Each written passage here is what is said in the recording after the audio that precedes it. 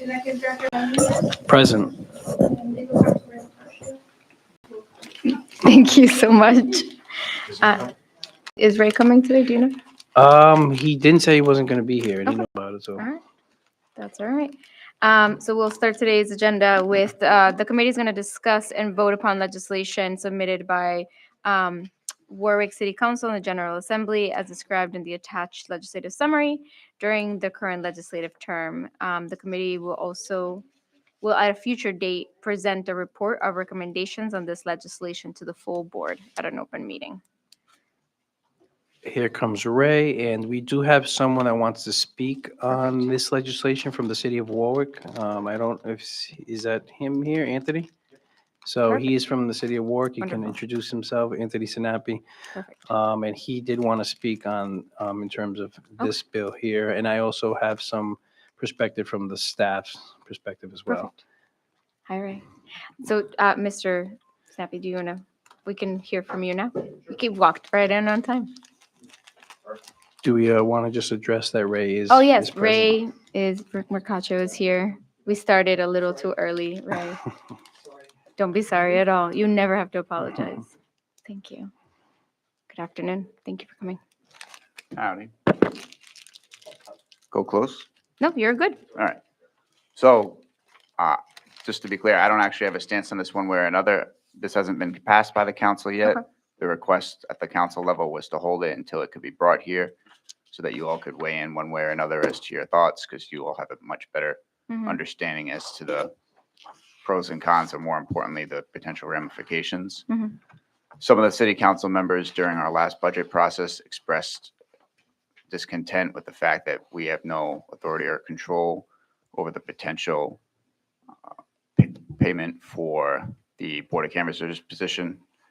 Mhm. Their concern was that it could be used to basically give someone in that role whatever salary a mayor at the time would so wish, and there'd be no check on it whatsoever. So that was the reason why this was brought up, because that's not really present for any of the other positions. So they were not pleased with the fact that it was for this one, especially when there were exceptions in the law for a few municipalities, but obviously not Warwick. Thank you. Do we have language for the bill at all? Yes. Is there simple? Do I not see it in front of me? It's in the form It's of right a in front of me. resolution. Thank Yes. you. Sorry. Perfect. Thank you. And then, Miguel, you mentioned that you had some, like that the staff had some thoughts. And I know Could- that Nick also may have some. Could you just reference your role, Anthony? Oh, yes, please. Thank you. Oh, sure. So I'm the Introduce city yourself. council president for the Warwick City Council. Thank you. Thank you.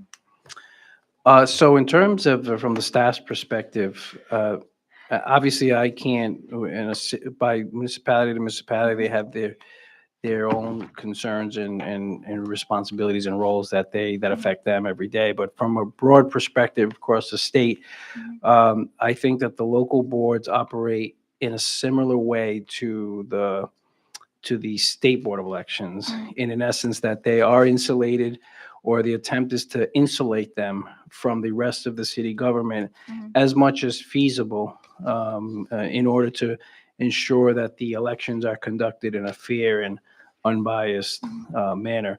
So the best comparison I can give is the two statutes that govern both entities. 17-7-6, as you can see, is under the Board of Elections. The 17-7 is the statute that governs everything the Board of Elections does. And 17-7-6 says that the state board is authorized to appoint a secretary, who is the executive director, and necessary assistants, who is the staff, who shall perform any duties that the board shall designate. The board shall fix the salaries of the secretary and assistants with the amount appropriated for those salaries by the General Assembly, and the General Assembly shall annually appropriate the sum of the same that it deems necessary for the payment of the salaries, etc. And then for 17-8-5, which 17-8 governs the local board's roles, authorities, it's similar language where it does say that the local board shall appoint and employ all of its necessary clerical and technical assistants and fix this compensation of each person appointed within the limits of funds available pursuant to law. The three communities there that are currently exempted from that are Cranston, Woonsocket, and Coventry. Now, I don't know the background when this has been circulating for a couple of years now. If you recall, in the city of Newport, there was a controversy where the administration wanted to appoint a person of their choosing to run the Board of Canvassers. And there was some tension with the Board of Canvassers in that regard. And this statute came into play. Eventually, the administration did eventually prevail and did appoint that person. However, that person only lasted about a month for whatever reasons that occurred. The Board of Canvassers wanted to hire someone with elections experience, and that person did not have elections experience apparently, but they didn't last long in the role, and eventually the local board was able to appoint someone in Newport that they wanted. So this has come up recently in the past, and all I can say is I don't know what Cranston, Woonsocket, and Coventry, what the specific reasons were under them for their exemption from this statute. There may have been particular reasons when the statute was modified at the time that it was given, but I do know that overall, we are seeing nationally and locally more pressure on local board, on election officials to conduct their work independently and impartially. And from our perspective, it's unless there is a critical need or it should always be that the local board remains somewhat autonomous from the administration, similar to how we retain somewhat of an anonymity from the state government to some extent. Obviously, we're state employees, we're a state agency, but we do have a level of independence from the state, bureaucracy. So that's the perspective that we come from the state, from the staff. However, I don't know the specific circumstances in Warwick and why they would request this. They may have similar circumstances that Woonsocket, Coventry, and Cranston did at the time. But as I said, as that list grows, that independence of boards of canvassers across the state could potentially be under concern that they wouldn't be able to remain autonomous or autonomous enough from the city government or the town government. Do we have any questions? I actually have a question for the council Please. president. So as I understand the legislation, all you're looking to do basically is have authority as part of your budgetary function. Is that correct? Yes, the concern is on the compensation side of things rather than the employment Right. side. You're not concerned with appointing the person. You're concerned with not having the administration set a salary position that may or may not be in accordance with the other matters in the budget. Is that fair? Correct, because several administrations prior, there was an issue with, when it comes to director positions and trying to basically pull a fast one with enormous amounts of compensation. I get it. Any other questions? Yeah. And then we have Nick. Do you want to come up?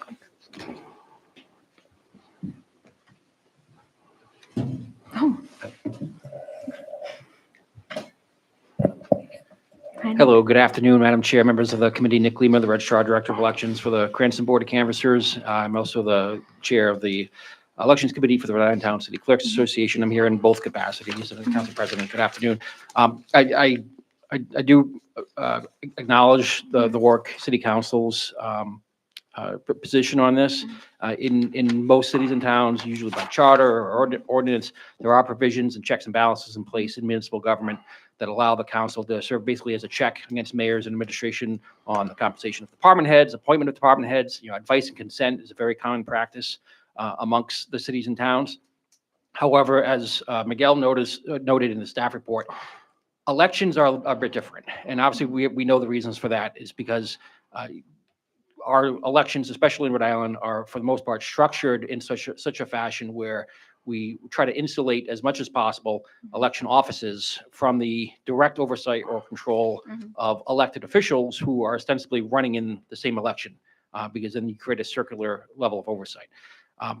you can't find this online or in Title 17, but in the public laws, 1927, 1928, which established the Cranston Board of Canvassers, this exception was initially carved out, which means it's been on the books for Cranston for almost 100 years now. The reasons why I don't think are known to any person living and breathing today. I imagine it may have been because at the time there was a practice, or maybe there was a powerful council person or a general assembly member that said, well, we want to retain some level of control over the Board of Canvassers operations by the council. That's just speculation. I have no idea in the 1920s what the politics were when the board was basically created by statute.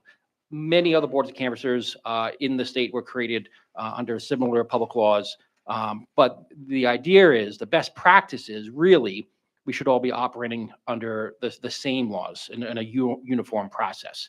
So why Cranston, Woonsocket, and Coventry in particular were carved out is really anyone's guess. However, I think it would be going in the wrong direction to carve out additional municipalities. I've been the registrar for 9 years. I've been appointed by the city council 5 times. I've been fortunate to be appointed by a Democratic majority council, a Republican majority council, 4 different council presidents.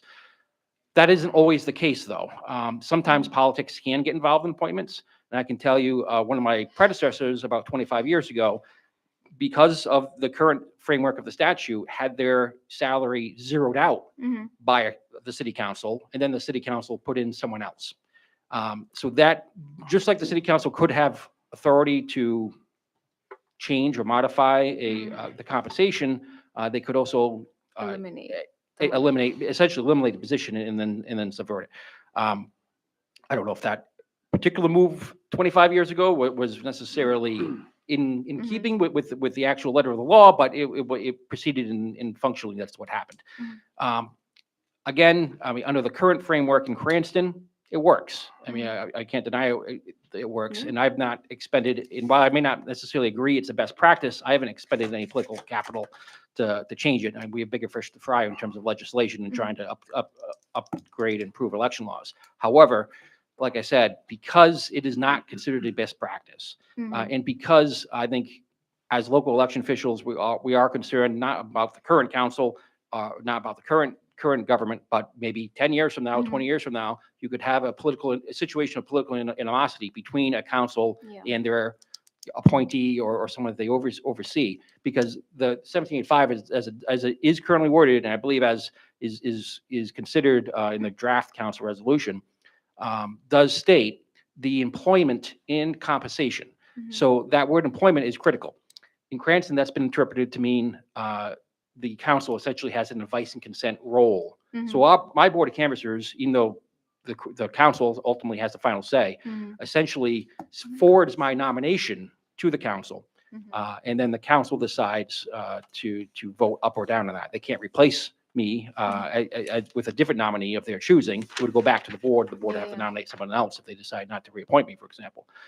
But that word employment is implied there. Again, you know, if it wouldn't just be about compensation, as at least as is currently worded in the draft. It would also be adding Warwick to that provision. And then again, I just think there's at least a degree of concern there from local election officials about, you know, we are already overseen by a board of canvassers. They're bipartisan by law. There's some Rhode Island State Supreme Court case law on this, that local boards, even though they're municipal officers, are actually, in fact, officers of the state, because we conduct state functions. We are conducting the federal election. We're conducting the state elections. So that's one of the reasons why these election offices sort of exist as carve-outs, almost outside of the realm of city charters and ordinances and council, or even the mayor or administrative control, because these boards were set up by the General Assembly to ensure that level of autonomy. And these boards are, by law, bipartisan. And the council and the administration or mayor, or depending on the town, does have a role, of course, in appointing those boards. So there is a level of oversight there, but it's a level of oversight with an intermediary versus that direct control over the final say of an appointee. So that's just my perspective as someone who actually does operate under this framework in Cranston. Again, it works, but it also has the potential for conflict, and it has the potential, I think, for me, as an election official, to always be wondering, well, will the next council that get elected understand an error that happened on election day and not appoint me because of that, even though it wasn't even really my fault? Yeah. Do you have questions? I have some questions and thoughts, but I wanted to see if anyone else did. I don't have any- No, so because and based on what you mentioned, you said two very interesting things that sort of stuck with me. So one, this wouldn't be about the appointment. It would be about the really just how much people can get paid. That was a really interesting portion of you saying like, well, the council can say we're going to put 0 on this. I think that from what I'm also reading, this is a role that has to be filled, right? So I think that would be that would probably create more chaos for a city council or town council. And then the other part that you mentioned that sort of was intriguing is, right, not knowing why Cranston, Woonsocket, and Coventry, the 3 most random cities to like, I want to know all of it now. But you're also saying that in itself, the fact that it's those 3 are carved out, it's not really equitable in general, right? So would it be more equitable to either remove them or add every single city in town? That's the thing that like stayed in my brain as you said that. Because to your point, we don't have the history of why that happened. I would love to know. I'm very curious now, but that's all I keep thinking about. So I don't know if there's any other thoughts. Ray, thoughts? Michael? Well, from a policy standpoint. Yeah. I think it's the town's prerogative, frankly. Mm-hmm. I don't see why I could look at it from the standpoint of, well, why are Cranston, Woonsocket, and Coventry cut out? Yeah. Why shouldn't the city councils and town councils of every community Put the same who establish legislation. the budget and take the hit on the tax, Mm-hmm. on any tax rate hike, because you guys do take the hit on a tax rate hike, have some input into what the compensation should be. Mhm. By the same token, if I'm sitting here as a solicitor, I'm going to tell you, well, that's the mayor's prerogative. So for me, I would vote to basically say, let's not take any action on it, because Mhm. I don't feel strongly one way or another whether Yeah. I can make the case on both sides, I guess, Me too. is what I'm saying. I think it's between the city council and what the legislature wants to do with it. Mhm. So for me, at least, Yeah. I don't know what the rest of the board feels. I would tend to agree with that, especially since the council hasn't even voted on this resolution. So they're still in their, deciding process. Mhm. I will mention though, along the lines that the director spoke about, how our board is set up, Mhm. where the General Assembly still sets the amount, or the amount is appropriated, and then the By them. board We- within those confines.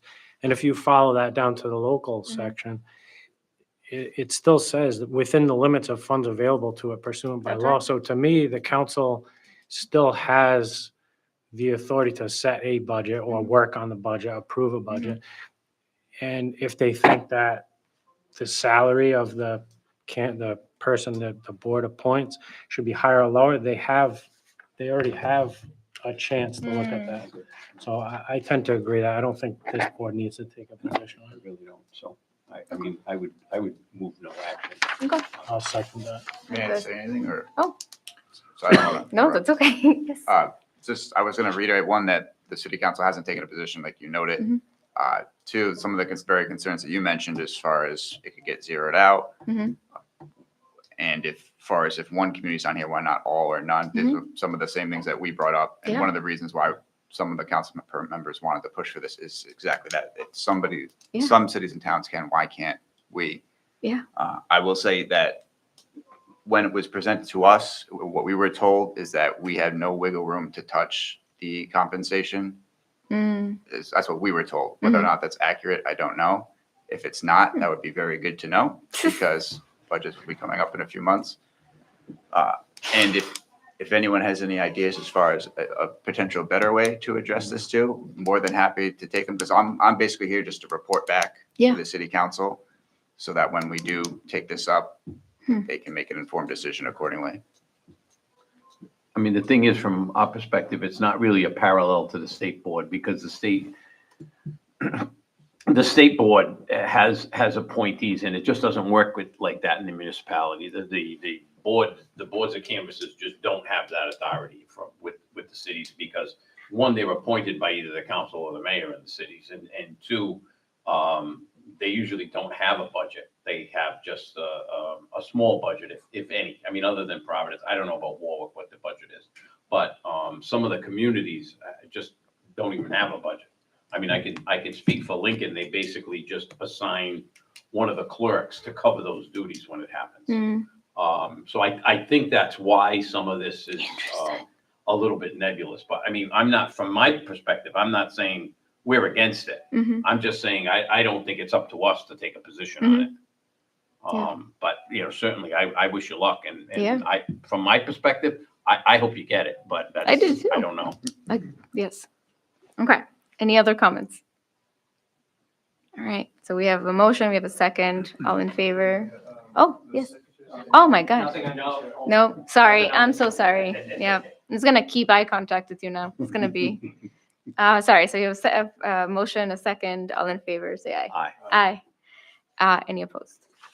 Awesome. That was no position. Yes.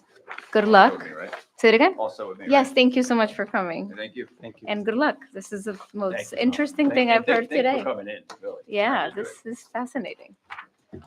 All right. Number 2 on our agenda is the committee will discuss and vote upon campaign finance and election legislation submitted by other person and entities to the General Assembly as described in the attached legislative summary. We will, at a future date, present and report the recommendations of the legislation to the full board. Miguel, we're starting with you or with Rick? Thank you. Madam Chair, I guess I should call you, correct? You are the chair. You can call me whatever you want. The first bill on the agenda here is Senate Bill 2131, which you should have there in front of you. That bill is essentially would add early voting to the 50-foot buffer prohibitions against politicking during election day voting. That bill was supported by the board in 2025, and that was the first year that it was actually introduced. So as last year, the staff's position on that is the staff does support that, simply because early voting sites have become so active and it's such a large percentage of the overall voting. It's now approaching 35% of the total vote over that 20-day period. And we field a significant number of complaints, especially from the local boards, about their struggle with not being able to technically enforce the 50-foot rule because it's not applicable directly to early voting, since it's not considered a polling place per se, although it's governed under very similar practices as a polling place. But that is one of the major complaints that we get, where folks don't know where the line is from the entry to the town hall or to the facility that's hosting the early voting. There is no set defined statutory 50-foot buffer for that. So for that reason, the staff does support it. Thank you. And do you, by any chance, have info? I don't remember if it passed one of the chambers last year. I Not that it's don't important. it's have that. just- I don't believe It's it okay. did. No, Okay. but Nick probably knows. There you go. Because I thought it did. Yes, Madam Chair. It passed the House. It did not pass the I Senate. knew that. Yeah. And just one Isn't note that from the Clerks crazy? Association, we do support this bill. Yes. My reading, although I'm not a lawyer, for the definitions of what constitutes a polling place, it's the place where voting takes place. And I think it's a pretty clear argument that could be made that early voting is a place where voting takes place. So we do try to enforce that 50-foot rule, although I suppose if that were challenged, that could result in a back and forth legal argument without the law adamantly backing us up on that. A couple of town clerks did point out to the Elections Committee that they're a little bit concerned about the language, because you have town clerks who may be on the ballot. You also have town officials in some towns who are going in and out of town hall, which could also be the early voting location. And they just wanted to make sure that if the General Assembly did enact a law along these lines, that there be some sort of language there that just clarifies that does not apply to officials who are just conducting their official business. conducting And just business, basically yes. that it's restricted to electioneering. Mhm. That way, if someone calls them out and says, "Why are you going in there?" Well, it's because I work there. Mhm. If the law can clarify that, I think they'd be a little more comfortable with it. but we do support the concept. Thank you, Nick. Although, Nick, it does say that it's the display Mhm, of the display. literature, right? I mean, Mhm. an official can go in or out. Or a button. Mhm. Right. So I mean, that to me, it seems like the less that we add here, the better. But I understand they'll your get confused. concern with that. I agree with that. I just sharing the viewpoints of my colleagues Yeah. that Thank you. are concerned about getting called out by people because they're walking in and out. And I think the law does say that, right? I agree with you. But they would like to see it to be considered to have a little more language just to make sure that Thank you. they're covered. Thank you. Secretary of State have anything to add to it? You can just stay on the table. No, here, sorry. I mean, you can stay at the front. Good afternoon, Greg McBurney, I'm Deputy Director of Elections for the Secretary of State's office. Regarding this bill, our office is in support of it. Great, thank you. Are there any comments or questions? I will say just that was raised is I have heard that complaint from especially the elected clerks, but you also have in some communities that have, obviously the mayor, that's where they work every day. Yeah. However, we run special elections many occasions with the town hall being a polling place, even in a regular election. So, and that's been like that for decades. So and we've never had any issues with the 50-foot rule being enforced at special elections in which the mayor or a council person is on the ballot, because that is the place of where they perform their duties. So the staff didn't have any concerns in terms of that aspect of it. Thank you, thank you. Do we have a motion about Bill 2131? I'll move to support Senate 2131. Perfect. Do we have a motion with a second? All in favor, say aye. Aye. Aye. Any opposed? All right. The next bill is Senate Bill 2304, introduced by Senator Casada. This act would require that the state use the actual residences of persons in government custody for redistricting purposes. Such information should be collected by the Department of Corrections and forwarded to the Division for Statewide Planning and be utilized in the redistricting process. This bill, the board over the past has been introduced 3 consecutive years, and over those 3 consecutive years, the board has had no position. Yes. Does anyone have questions? Does the Secretary of State want to share their position? Just our office would be happy to work with the sponsors and answer any questions they have regarding, implementation. Thank you. Nick? We have no position on this bill. Thank you so much. All right. Does anyone have a motion or any comments about I'll this? move no position as we took last year. Great. Any Second. second, first motion in a second. All in favor, say aye. Aye. Aye. The next bill is Senate Bill 2309, introduced by Senator Ciccone. This act would reduce the number of signatures needed on nomination papers for a candidate to be a delegate to the National Presidential Convention to 50 voters. And this act would also amend and reduce the number of days before an election for which nomination papers must be submitted before presidential preference primary to 54 days, and would reduce the number of days by which the local board of canvassers would need to certify the signatures to the Secretary of State to 50 days before the presidential preference primary. This is the second consecutive year that this bill has been put forward. And the board did vote last year and the year prior to support it. I mean, excuse me, to no position. No position? Oh, okay. All right. Does anyone have questions or comments? Well, actually, no, I'm reading my staff's position. So it was supported by the board in thought so. 25 and 24, but the staff has had no position No on it. position, but the board has supported it. I Yes. thought we did, yeah, because I remember a Correct. conversation of like, yes, less signature sounds really nice. But we have no position, the staff. Great. Does the Secretary of State have a position? Our office is in support of the bill. Thank you. Nick? The Clerks Association hasn't taken a formal position on this, but as an election official, I would just inform the committee that I'm inclined to support it because it would mean less work for us. And Yes. we also feel that the current law, I think it's Thank you. 150 for delegates, is onerous and I think that's why. I think that's why we did it. I remember it's 150 signatures. Yes. All right. Do we have a motion for 2309? I'll move to support Senate 2309. Second.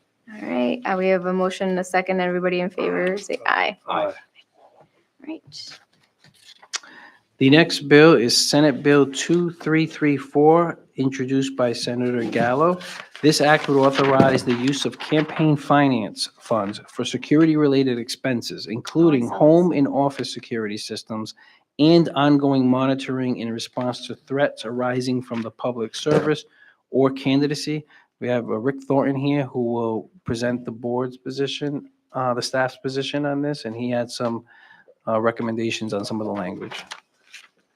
Good afternoon. Actually, since this schedule has been put together last night, there's actually a companion bill in the House as well. Okay. So just wanted to make you aware of that. Do you know the number? Yes, I do. 7495. Oh, thank you. You're the best. Do you want to consider? Do them together? Yeah, that would be great. Yes, so yes, we will consider both companion bills together, if that's Yes. okay. Yeah, they're Wonderful. identical. I Perfect. compared them Thank you to- so much. they are identical. So as Miguel indicated, the act would authorize use of campaign funds by candidates and elected officials for security-related expenses, including home and office security systems and ongoing monitoring in response to threats arising from public service or candidacy. Staff recommendations generally is to support the bill. However, in reading through it, I would recommend some changes. Mm. Again, the purpose to support this, it would then codify the use of campaign funds as being an allowable use of funds, which helps rather than just having individual campaigns ask us if they could use campaign funds for such a purpose. In 1725.4-4, it provides that a candidate or elected official may use campaign funds / public funds for verified security expenses. My concern is that for campaign finance purposes on Chapter 25, really the only use of public funds would be matching public funds, Oh, so it'd be for the state. which again would only be eligible to general office candidates who are eligible to receive those funds. My recommendation would be to strike public funds because contributions received by candidates are actually private funds, is to strike public funds from this proposal, or if it is to be included, then the chapter that deals with matching public funds would have to be amended to include this expense as an allowable use of public funds, because right now, matching public funds can really only be used for generally what would be described as advertising type expenses. So again, I think that public funds should be stricken. It also uses the word public figure. I think public figure should be changed to elected official, that the terms get interchanged throughout this act. I think to keep the language consistent, it should be amended to elected official. It also indicates that the maximum amount of campaign funds that may be used for physical security equipment and its installation is limited to $10,000 per individual and election cycle. Again, I think rather than individual, the act considers candidates or elected officials. So individuals should be changed to candidate or elected cycle, and not campaign cycle, but election cycle. Again, we refer to, the statute refers to election cycles, but not campaign cycles. Another change would be that 17-25.4-5 provides that a candidate or office holder shall determine that the security expenses are reasonably related to security risks to themselves and their immediate family. I recommend adding campaign staff because campaign staff is included in the authorized uses of campaign money. And for whatever reason, it's omitted in this particular section. I think it should be added in. And those would be the recommendations I would make. Overall, the staff would support this, but I do think those changes are necessary. Can I ask a quick question? I think was it 3 or so years ago, legislation passed so that candidates could use funds from their accounts for childcare. Correct. So did that include public funds as well, or like? No, it was just. 'Cause it was removed as well. Allowable use of campaign funds. Great. Did not use public funds. And so have you or anyone on the team have been in contact with Senator Gallo? And I don't know who the House sponsor is. On the House side, the lead sponsor is Representative Boylan. But as with the Senate side, there are a number of sponsors Yeah. to this bill. I have not, I wanted to bring it before the board first. Does anyone have questions about this bill? The only other thing I want to say Yeah. about public funds is perhaps the intent of that is public funds, meaning funds that come from the public. Mm, But again, But it's the tied big to campaign. chapter 25, I view that differently. Yeah. Because donations really are private and not public. So, and again, if public funds were to be restored in this or maintained in this, the definition section contained within this act, I think should define public funds. And that's missing as well. May I ask you a question, Madam Chair? Okay. Rick, on 1725.4-5, one of the sections you were just referring to. Under A, it says the candidate or office holder shall determine. Mhm. And then under C, it says no documentation Yeah, that's correct. of a specific threat or verification shall be required. When I read that, it seems that this is a unilateral decision by the person who's going to expend the funds without any oversight or approval by the board Mhm. staff. Do you, That's is that the way, correct. That's the way I read it as do you well. think that that's a flaw in the legislation? I mean, where would the Is that question oversight? only for Rick? Because I think it's a flaw. Yeah. That's a great I question. think your answer is more important, actually, so, but it just seems that, Wondering, Ray, if yeah. That was the question, right? Except for the whole team.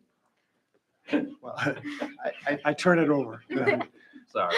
Well, again, I highlighted those areas Mhm. that did catch my eye. Yeah. The only thing the way I would respond to that is I would not want to see an act actually have been taken before someone A would be threat. allowed to use money that could prevent that act from happening.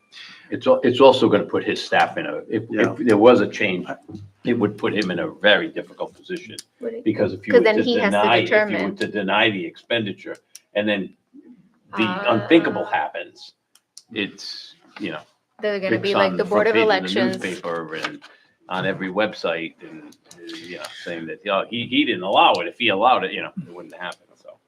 Damn. I mean, I have a number of problems with the legislation, so I'm going to vote against it anyway. So I'll defer to my two colleagues on the board. but Yeah. that's- Yeah, well, it's Michael. It's a lot of thinking and then. Would it be possible to hold it and have Rick and Miguel discuss some of the That's potential okay with changes me. with the That's sponsors certainly all and right with me. bring it back at a future meeting? Because I think the intent of it is, it's good. But it's problematic and Maybe it's needs- right, it is writing, yeah. Yeah, we did discuss this at length, and we did have a few concerns about how it's written. So with all of these suggestions that Rick mentioned, I think we should raise with the sponsor and see Okay. what their response is, see if they can make any improvements to it. Thank you. Nick, do you wanna, and then the And it also secretary. calls up on if you have existing security in the home. Oh, yeah, that can you you're pay already for paying that? for. Yeah, Now, is this bill going to allow a payment someone for who that. gets elected to say, hey, my security company can, Which would I make can sense. take it out of public funds? And look, I mean, out There's of nothing wrong with that. campaign funds, which I mean, I guess if you're donating to the candidate and you don't have a problem with it, it's great, but. Fascinating. Nick. So no position from the Board of Canvassers or Clerks Association on this, but if I can take those hats off for a moment. My wife was the council president in the town of Coventry and resigned from that office last fall, which caused a special election, actually, that happened Oh this my week, God. administered by the board. And one of the compelling reasons that she chose to resign her office was that over the course of last summer, we received several threats, including death threats. And those required us to use some of our own funds to upgrade security at our house, including we got better locks, we got cameras, a few $100s of expenses, not thousands or anything like that. But again, we did incur those expenses personally, and to me, they were directly related to Yeah. her public position. So I want to provide the board my own perspective and I know that is experience that other elected officials have had. The way this bill is written though, I could hire someone. and pay him up to $10,000 to A follow year, me around or drive me around. and it would qualify, yeah. I mean, That might be necessary though, in some cases. and it could be, it Yeah. could be. But if it is necessary, 10,000 then isn't enough. True. True. Ugh. You know what I mean? So I So don't you know. wanna- so I you mean, wanna look, I just think. the You want way- to So you wanna increase it? I have more problems with the way it's written I more agree. than Yes. Yeah. the policy. I appreciate the intent of it, Yeah. but I think some of the concerns should be ironed out. Greg, does the secretary, opposition, great. Yeah, I think when I look at it, this is one of those bills that sadly are probably being shared around the country because everything that's happening. And so this happens, with public interest groups Yeah. that they share language and we don't read it. And when we put it in, I've seen that several times. I mean, and I'm okay if you want to take no position or Yeah. hold it or whatever we want to I'd do. like to hold it, yeah. Yeah, I'm yeah. fine with it. Do we need a motion to table if we're, Let's do a motion just I'll move to table this. Okay, a to further table date. it until until the secretary, until our director can talk to them. I'll second that. Awesome. All in favor, say aye. Aye. Aye. Thank you. Thank you so much, Rick. I appreciate it. The next bill is Senate Bill 2404, introduced by Senator Mack. There is also a House companion bill, which is 7091. This act would allow citizens of a city or town who are at least 16 years of age to register to vote and vote in school committee elections in municipalities where school committees are elected entities. And this is the third year that this bill is being introduced. And the past 2 years, the board took no position on it. Thank you. Are there any questions or comments about this legislation? My only comment is I don't see how this squares with the 18-year-old requirement of the Constitution. And perhaps that's been discussed before the Last year. committees, but I don't know. I'll move to take no position again. Is there any comments Yeah, our office is in support of the bill. in support of the legislation? Nick? We haven't taken a formal position on this. However, individual election officials have expressed concern that if this were to be enacted, that could cause an issue where the validity of an election could be questioned because of the constitutional issue that Ray mentioned. And also it would or could cause additional logistical and training problems for our poll workers in operations because we would have to have a different ballot style and essentially different voter roll Yeah. for this purpose. Thank you. Do we have a motion? I'll move to take No position, I'll second. All right, so we have a motion and a second to take no position on the bill. All in favor, say aye. Aye. The next bill is House Bill 7090. There is no companion bill yet. Representative McNamara introduced this. This act would change the date for the election of delegates to the convention from the fourth Tuesday in April to the first Tuesday in March of 2028. Staff has no position on this, and this is the first version of this bill that's been introduced. Scheduled for hearing tonight, yep. Oh my God, is today the 5th? Yes, it is. Yep. All right, do we have any questions? Is there any positions from the secretary or from Nick? Yes, our office would be happy to work with the sponsors on any of the statutes affected by this change. Thank you. Nick? We view it as a policy choice and no I agree. position. We have a motion. Any comments, thoughts, feedback? I'd move to take no position. Okay, we have a motion to take no position. Second. All in favor, say aye. Aye. All right, we will skip over House Bill 7091 because that was a companion bill. The board just considered the Senate version of that. We'll move on to House Bill 7092, which does have a companion bill, Senate Bill That's right. 2309. It's the same one we just did. This, yes, then again, this would be the same, Yep, so that would be in Same thing. support. right? correct. Perfect. Got us going through this faster. House Bill 7231, which was introduced by Representative Edwards. This act would prohibit members of the elected city the town political party committees, as well as representative Senate district committees from serving on local canvassing authorities. The staff has no position on this. The board did oppose it last year, the first year that it was introduced.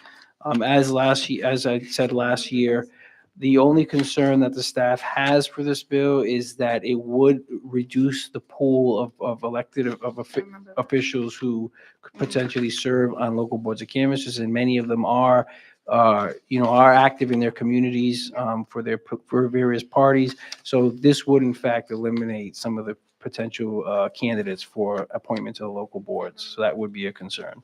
Thank you. Greg, Our office has no position. thank you. Nick? We haven't formally voted yet. However, I would anticipate the Clerks Association would be opposed to this for the reasons that Miguel mentioned. The Same as last year. pipeline is I remember this. essentially from the board committees. And Yep. And we also have probably a quarter or a third of the current serving board members that would have to vacate their seats. if this You were have some enacted. very, cities where there's very big ward committees. I mean, Yeah. Yeah. I mean, I heard one year in Johnstown, like 150 people on the ward committee, so. Oh my God. I mean, So then on all the those city people wouldn't be committee, I able should say, to, not yeah, the ward yeah, committee, But on the city committee, and that would Wow. eliminate a lot. that's wild. Okay. Do we have a motion Um, for 7231? I mean, you did oppose it. comments? I'll move to oppose. I'll second. All right, we have a first and a motion and a second. All in favor, say aye. Aye. We'll oppose it. The next bill is House Bill 7232. This was introduced by Representative Edwards. This act would establish fusion voting in Rhode Island, allowing candidates to appear on ballots as nominees of multiple political parties for the same office. The act would create comprehensive procedures for cross-endorsement nominations and candidate acceptance, ballot design requirements with accessibility standards, vote tabulation that preserves separate party line totals, while combining votes for final results, implementation requirements for voting equipment. The act would also reduce the threshold for political party qualification from 5% to 1% of votes cast in statewide elections. Section 5 of this act would take effect upon passage. Section 1 through 9 would take effect on January 1st, 2029. I will say from the staff, we don't have a position on this. This is the first year this bill, well, actually the second year. It was introduced last year. The board had no position on it. And our only concern, because it does lay out the equipment and the requirements, our only concern is also with the 5% to 1%. Again, that's a policy choice, but that will lead to more complex primaries, more voters, additional parties being enacted, which is a policy choice. However, that will lead to more complexity as far as administration of the election, which is something that obviously we will do if it's a statutory requirement. But however, as you know, over the years, such as the Reform Party, the American Elect Party, they've become into fruition because their gubernatorial candidate or the moderate party have gained 5% and then lost it in the subsequent election. But it will lead to some more logistical aspects having to be solved as far as the primary process if it does occur. And again, it's just a policy decision though overall. This is sort of, I think, what they're trying to work as a solution to the rank choice, or not as a solution, but as another choice to the rank choice voting, right? That's sort of, yeah. It's very interesting. Any thoughts? Yeah, just Secretary. to add to what Miguel said, this is going to require a robust education campaign for the voters to understand the process. So the secretary doesn't have a position on it? Right now, No. no. Thank you. No position. Thank you. Any thoughts? What did we do with this No last year? position. No position last year. I think it definitely would lead to some confusion in the voting booth. I'm happy to vote no position or even oppose. Whatever, if you want to say no position, I don't, Okay. I'll second either one. All right, I'll so we have move a to take- motion. We have a- Motion to take no position. Perfect. We have a motion and a second. All in favor, say aye. Aye. Aye. Beautiful. The next bill is House Bill 7233, introduced by Representative Fascia. This act would allow automatic voter registration for Rhode Islanders applying for hunting and fishing licenses like the procedure in effect for applicants to the Division of Motor Vehicles. This bill is the second year that it's been introduced, and the staff has no position. The board did vote to support it last year. I have just one question. And all The of it. hunting and fishing license is signed on paper, right? Ooh, good Believe so, yes. It's another Might reason. give us another That's sheet. right. Another reason to say, Might give us another actual signature to look at. I want people to be able to register to vote everywhere. Yes, the secretary have Yeah, our office is in support. Did we move support last time? last year, yeah. We were excited about this, yes. Yeah, I'll move support. Great, I'll second. Nick. While we have not taken a formal position, I imagine we do. No, support you're this fine. bill. Don't be sorry. We supported got it last year, excited. so. Yeah, great. I feel like we should tell the committee how excited we are about this bill. Yeah. And when we go to the State House and say yes. All right, so we have a motion and a second. All in favor, say aye. Aye. Thank you. The next bill is House Bill 7234. This act would require that the primary election date, typically the 8th Tuesday preceding the biennial state election, shall be held on the Wednesday following Labor Day, if the 8th Tuesday immediately follows Labor Day. Additionally, this act would no longer mandate, but rather allow local boards to annually conduct a voter registration drive at each high school within the city or town. The staff has no position on this. However, the board did take no position last year on it. And I believe some of the concern was removing that requirement that they have the local registration drives. The board itself, we do registration drives at the colleges and universities. We Yeah. did 17 of those last year. But I believe there was, the vote, I know the vote last year was no position on this particular bill. So our office supports moving the primary, but this bill as written does affect some dates that could impact our ability as far as making ballots, Mhm. things like that. There's another bill out there. Another bill, I'll yes. Defer to Nick on that. Thank you. Oh, and sorry, for the voter reg part for the high schools, our office has no opinion on that. Thank you so much. So, again, we haven't formally voted to take a position on this. However, while we do like the idea of making the primary Wednesday, we do have that other bill that's actually going to be considered by the full House today on that. Mhm. We are opposed to the idea of removing the mandate because it's not an unfunded mandate. It doesn't cost us That's anything. right.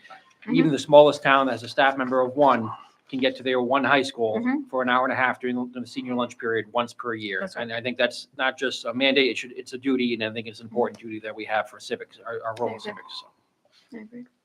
Does anyone have a comment on or idea what they want to do with this bill? So last year we had no position. Could either oppose it, support it. I'll move no position. Yeah. Okay, we have a I'll motion. second. We have a motion and a second. All in favor, say aye. Aye. Next bill is House Bill 7238, introduced by Representative Lombardi. This is a joint resolution proposes an amendment to the state constitution, Article 4, Section 1, that would create 4-year terms for General Assembly members and impose term limits of 3 full 4-year terms on said members commencing with the 2028 election. This bill has been introduced 3 consecutive years, and each year the board voted to have no position, and the staff has no position this year. Yes. Our office has no position either. No position, Madam Chair. Any comments? I think that's an easy one. All right. Well, does anyone have a Take motion? no All position. right, a motion. The second. All in favor, say aye. Aye. The next bill is House Bill 7380, introduced by Representative Breen. This act would prohibit the use of ranked choice voting in all local, state, and federal public office elections. The staff has no position, similar to how we had no position on the implementation of ranked choice voting, but the staff has no position on the prohibition of the introduction of ranked choice voting. And this is the first year such this bill has been introduced. Any questions about this legislation? Did you say we took no position This is the first on time. This is the the first ranked time. choice? Right. Yes, on implementation. Okay. I just want to add that similar to the bill earlier, this will require a robust education campaign for the voters to get them used to the process. So. Thank you. Nick, No position. anyone else, any questions or a motion for this bill? I'll move no position, I'll No second. motion. Second, since it was no position on the other. all in Aye. favor, say aye. Aye. The next bill is House Bill 7434, introduced by Representative Giraldo. This act would prohibit ICE employees, agents, or officials from being within 200 feet of any polling place during voting. This is the first year that this bill has been introduced. The staff has no position on the requirement.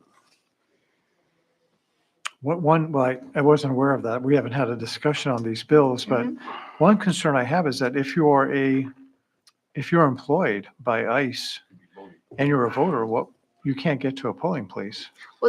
Okay, so let's see how it's written. That's a great question. No Doesn't federal immigration employees, agents shall be permitted. Oh. Got it. 'Cause it There's doesn't no specific- exception for the, In your Voters- capacity. voters yes, yeah. Correct, exactly. Ability to vote either. Yes, so I think if it, Do you want to hold it and maybe I have would it, love like, that, to we- talk to Representative Giraldo about this.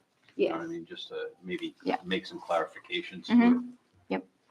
Because I'm sure the intent is good. is good, yes. I'll move to table this for the time being, and then maybe have our staff contact the Representative. representative and maybe Yep. discuss some Mhm. additions Agreed. or Oh. exceptions, I guess. Yeah, I'll second. does the secretary or Nick have any thoughts on this? No? Nick? So we don't have, this just came out a couple days ago, so we haven't had a chance to discuss it ourselves, take a position. I will know that under current federal law, Mhm. armed officers of the federal government are already prohibited to be, it's a felony if in your official capacity, they go to a polling place. But federal law does have that carve out that allows them to vote at their polling place, but they cannot be at a polling place that's considered voter intimidation under federal law. Okay, say that again. So under current federal law, armed officers, Cannot- whether civil or military, of the federal government are prohibited from being at a polling place. Doesn't say 200 feet, but Interesting. in federal law, that's already a felony. So, There's an exemption. Of course. Go vote. So that's what we have to tell him, just add an Right. exemption. Thank you, Probably could just get a copy of it and model it. great, Right. thank you. And, yeah, thank you. So that was a vote to table that? or- Yes, Yeah. please, thank you. Did we take the? Oh, we vote? didn't. I think Oh, we did a didn't? I'm motion. sorry. Sir, do you want to make a Did I move motion? it? Yes, You you moved that moved. I seconded. All it. right, do We we just- all have in favor? Aye. Aye. Thank you. The final two bills is our House Bill 7450. That is introduced by Representative Fogarty. And this act would amend various sections of law relating to campaign finance contributions and expenditures, including prohibitions on self-dealing with committee funds, and would prohibit donations made in fictitious names. The act would also provide that for the purposes of limitations on contributions, all contributions made by PACs, established, financed, maintained, or controlled by the same person or the same group of persons shall be considered to have been made by a single political committee. This bill is a variation of something that's been worked on for a couple of years. This is the first year that this was introduced. I was trying to find that information. No, actually, there's been provisions added to the original bill. The framework of this bill started in 2024, which would include the prohibitions on self-dealing with committee funds, the prohibitions on donations made in a fictitious name, reporting of sub-vendors, and reporting of outstanding accounts payable. Those were all included in the 2024 and 2025 versions, which the board supported. Both, in neither of those years was there a Senate companion bill that was introduced. It was just a House bill. This version in 2026 includes all those prior provisions, but it also includes that, as Miguel indicated, for purposes of limitations on contributions. All contributions made by political committees, established, financed, maintained, or controlled by the same person or the same group of persons shall be considered to have been made by a single committee. We've had some instances where, say, a political action committee under one organization or group establishes multiple political action committees. I know the federal, this proposal closely aligns state law with federal law, Mhm. where like committees under the same control, their contribution limits would be aggregate. It'd be considered affiliated committees, and the contribution limit would be the aggregate of contributions made by those committees. So this will align state law closely with federal law. And I would recommend, I do think it strengthens campaign finance laws overall, all the changes being considered here, and I would recommend the board support it again this year with this addition. Thank you. Any other questions or comments? This is the secretary. No decision. Awesome. Any thoughts on a motion or discussion? This is a longer bill. So Mm-hmm. No, you're good.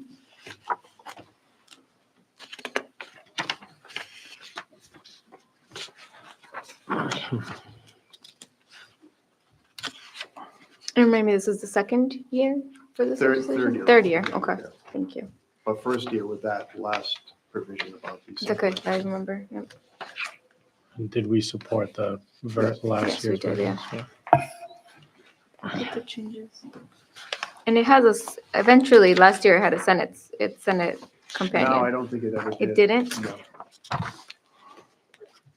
No.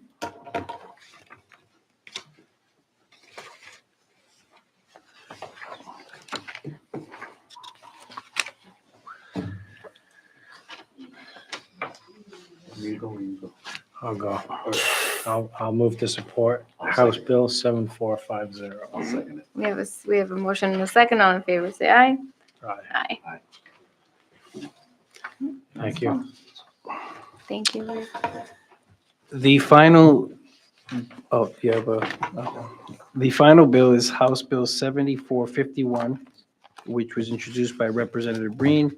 This act would require that mail ballot applications to include the Rhode Island driver's license or state identification number if unexpired or expired no more than 6 months, or the last 4 digits of the voter's social security number.